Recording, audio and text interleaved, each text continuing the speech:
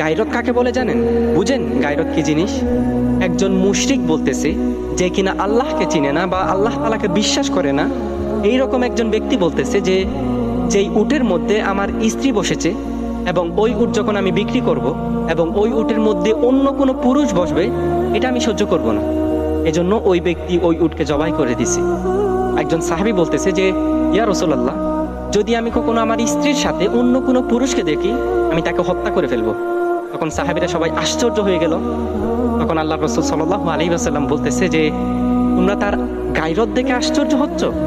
আমি মুহাম্মদ সাল্লাল্লাহু আলাইহি ওয়াসাল্লাম এর থেকেও বেশি গায়রত রাখি এবং আমার চেয়েও বড় গায়রতবান হচ্ছে মহান আল্লাহ তাআলা।